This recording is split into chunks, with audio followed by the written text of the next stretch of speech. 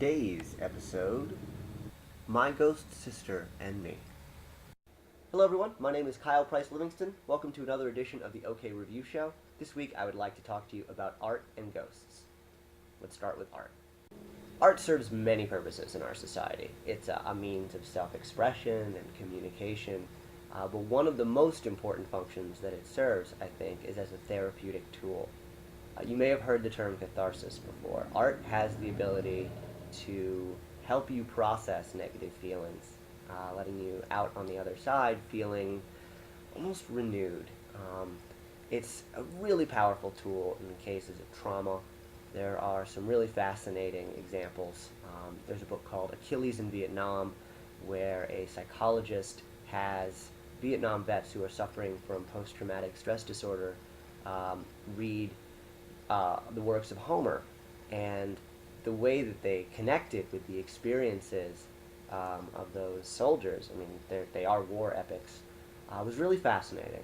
I think in some cases, the act of making the art can be the catharsis. When you look at a painting like Guernica, which is just absolutely horrific in terms of what it's depicting, but it's so beautiful and so powerful that you can't help but be impacted by it.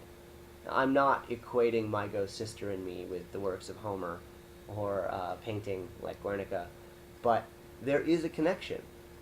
This show came about as the result of something sad, something difficult, and it is a response, and it is a way that the creator and the actress involved work through that trauma. Taken in that way, it's a really interesting and kind of beautiful series.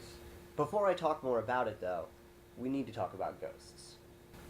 First of all, not all ghosts are scary, and not all scary things are ghosts. With that in mind, let's look at some ghosts and how to recognize them.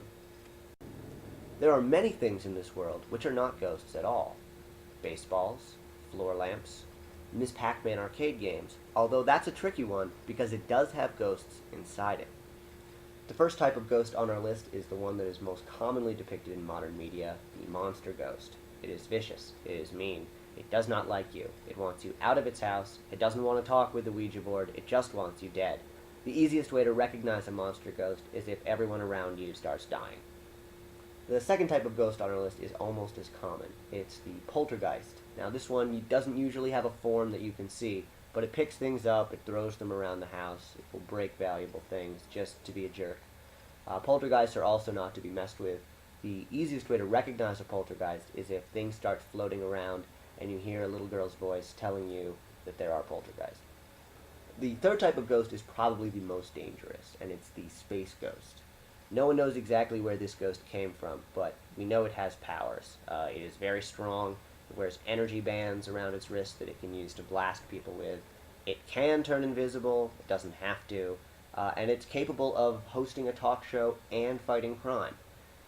Don't take this one lightly. If it invites you on its show, don't go. It shoots the show on a space station and you'll never get home. Our fourth and final ghost type is the friendly ghost. Obviously, the most famous friendly ghost would be Casper. There's a whole song about it. But fortunately for our main characters, the ghost sister in the title is also one of these friendly ghosts, which is not totally surprising. Friendly ghosts tend to be departed relatives or friends or pets in the case of Ghost Cat. Okay, so now that that's out of the way, let's talk about the show. My Ghost Sister and Me is the story of a young girl who discovers that she had a sister who passed away. It's not a horror show. It's not big on special effects. It is the story of her coming to grips with that, with the help of her sister's ghost. It's very interesting. I don't think there's another show on the web quite like it. It's not what most people are expecting, but I urge you to give it a chance. It's fascinating. Here at the OK Review Show, we use what's known as the very good scale. It is a scientific model which runs from 1 to very good. My Ghost Sister and Me received a mean score of 10, which, when combined quadratically with some predictive game theory, gives it a total score of elegantly delectable.